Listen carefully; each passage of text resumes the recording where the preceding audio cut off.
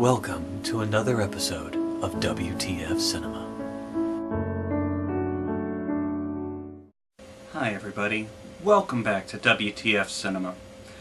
Now, you're gonna have to excuse me for this review because I am just getting over a cold, so my levels of enthusiasm and my voice, in fact, may not be up to normal quality. Luckily, I can edit out the coughing fits I'm going to inevitably have, so hooray! Today's film is a special request from one of the viewers. This one is because of you, Jessica. You made me do this. This is Krull.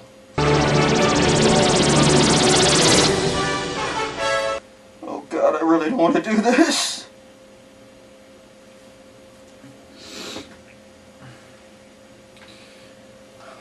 We open our movie by following a mountain going through space with the sound of jet engines.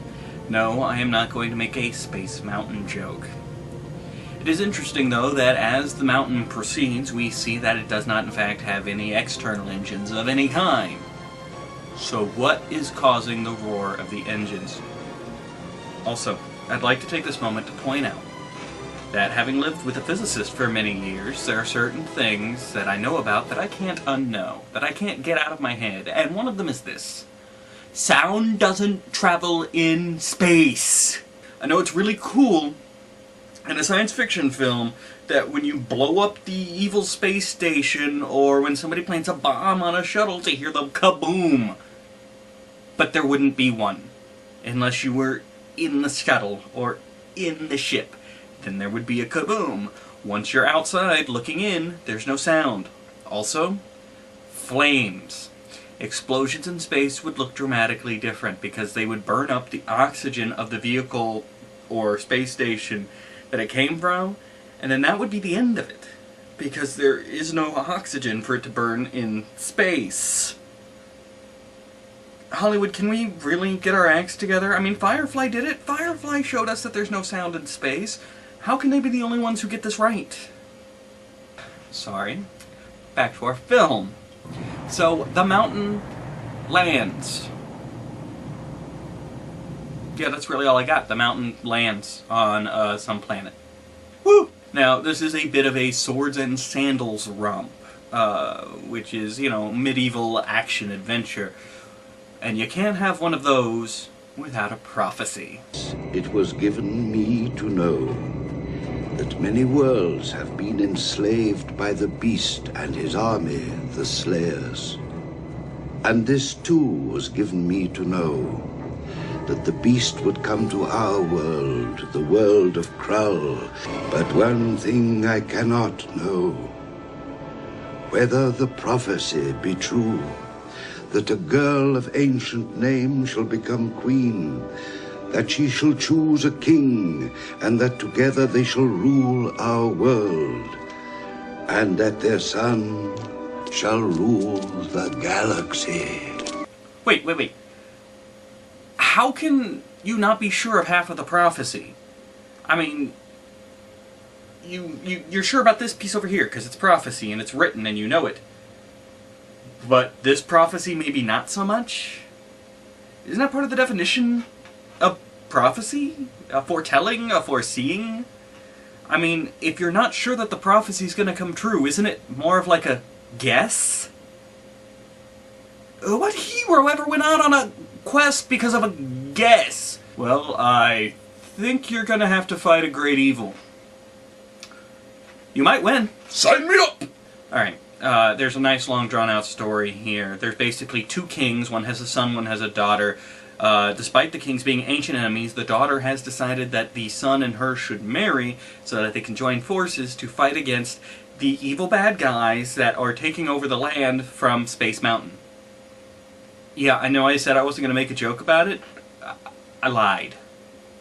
I'm skipping over most of this stuff, but I do want to show you a snippet of this really odd wedding ceremony. I give fire to water. It will not return, except from the hand of the woman I choose as my wife.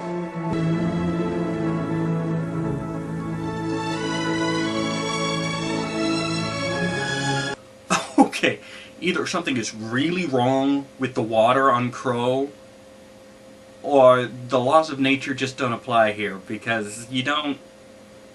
Fire, water, no. No. And of course, the baddies interrupt the wedding ceremony, coming in laser guns blazing.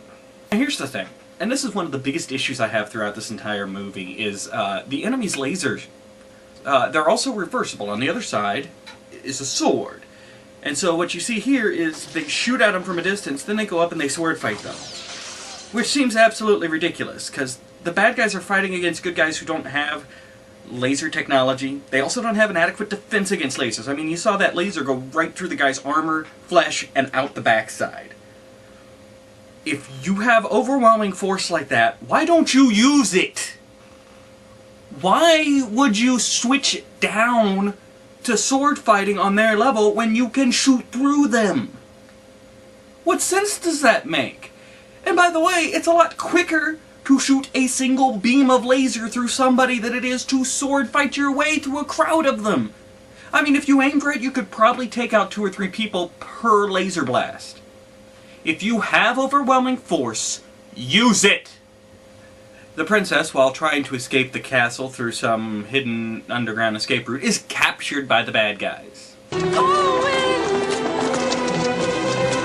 Listen! Seriously? He heard that yell up 2 stories in the middle of a giant war? Like, that was the most pathetic yell ever, and he heard it 2 stories up and in the middle of all these swords clanging and lasers going off. I yell louder than that when I'm out of Sunkissed.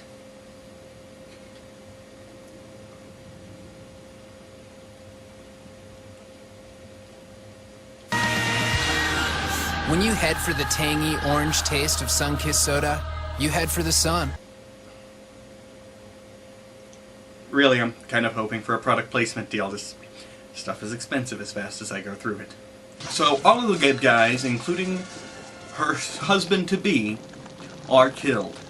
And we watch as the bad guys set the castle on fire. Pretty sure castles don't burn, being that they're made of stone, but they go through the effort anyway, so okay. And now we cut to an old guy who has wandered into the carnage of the not burnt down castle. Okay guys, you get points for realizing that the stones that make up a castle would not burn, but why did you take the time and effort to show us them setting fire to a haystack to start a fire when the fire wouldn't actually do anything? That's just kind of wasting our time. And actually that's something this movie does quite a bit. It wastes your time. But we'll cover more of that later. So the old guy applies some sort of medicated cream to our hero, which brings him back to life. Now here's my question. We're dealing with medieval style technology, right? We don't have cars or jets or anything, at least the good guys don't. But we're able to create some kind of unguent that brings people back from the dead and heals laser burns. Okay, we'll overlook that for now. Why is he only using it on the one guy? You've got an entire castle full of potential fighters and an army right there. And if you spread that stuff on all of them, you could bring them all back to life and go storm the bad guy. No, we're just... okay, we're going with the lone hero. Fantastic. We find out through some rather ham-fisted and clumsily written dialogue that the old man is in fact an old wise person who became somewhat of a recluse and lived on his own up a mountain until the time had come for him to rejoin society and lead the chosen hero against a great evil. That's right. He's Obi-Wan Kenobi. So our hero and Obi-Wan set out to gather up the necessary manpower and various deus ex machina in order to take down the Beast, which is the name of our primary villain. The Beast, who lives in Space Mountain. I would also like to question, why do all of these bad guys kidnap instead of kill? Now, I know that the prophecy stated that the child of this girl would rule galaxies. So that's great, you know, marry her, impregnate her, and then rule galaxies through your son. That's fantastic, except when you kidnap the wife of a hero, you're pretty much asking to be killed. He's gonna hunt you down, and he's gonna kill you. What you do is you kill the wife, and then you kill the hero. Or even better, kill the hero first, then kill the wife just to be safe. That way you don't get the revenge-fueled epic of him coming back and taking you down. Really, if you're going to be an evil supervillain, you gotta put some thought into it. Because all the laws of narrative causality are against you, you gotta be on your guard. So Obi-Wan sends our hero to the top of a nearby mountain to get his magical doohickey evil destroying device. And we get to watch every step of the way. Seriously, this is a good 5 to 10 minutes of just scenery shots of this guy climbing a mountain. And nothing happens. Oh, I take that back. There is this moment. The least threatening rock slide in the history of cinema. Apart from that, which happens pretty early on, it's about 10 minutes of sitting back and watching some guy rock climbing. Exciting! Our hero finally gets to the top of the mountain and enters a cave full of molten lava, in which he finds his ultimate weapon. A starfish. Fear our epic starfish. So our hero reaches into the lava to grab his starfish. Our hero is apparently fireproof. Our hero is made of asbestos. Or perhaps he's protected by the power of being a hero. I don't know, he's fireproof. I can't help you. Oh man, that totally got my hand! Meanwhile, inside a giant eyeball. You have been brought here for a marriage. I am the king you will choose. We actually cut back and forth a couple of times to the beast trying to convince the princess to choose him, to marry him, so that they can father a child that will conquer the galaxy. That's it. I really think just it was an excuse for the filmmakers to show off some really cool ideas they had in film school, where they could be all like surrealistic with imagery. Yeah? Yeah, because that's what we get. Now, we learn from Obi-Wan that Space Mountain moves to a new location every day. It just, like, I guess, picks up and drops down in a new location just to keep the good guys guessing. So they can't just go on a quest to Space Mountain to destroy the beast. First they have to go on a quest to find somebody who knows where Space Mountain's gonna be, and then they can go on a quest to Space Mountain to destroy the beast. This is what we in the filmmaking world call padding. See, when you're worried that you don't have enough material to last a full feature-length film, you pad the movie out by adding in 10-minute rock climbing sequences, or going over bits of plot over and over again, like trying to woo the princess to the dark side. Things to expand the storyline until you reach that magical length that you're looking for. Another way to do that is to throw obstacles in the path of the hero that lengthen his journey artificially. Like this. So they're off to see a seer. It's actually kind of fun to say. Off to see a seer. Off to see a seer.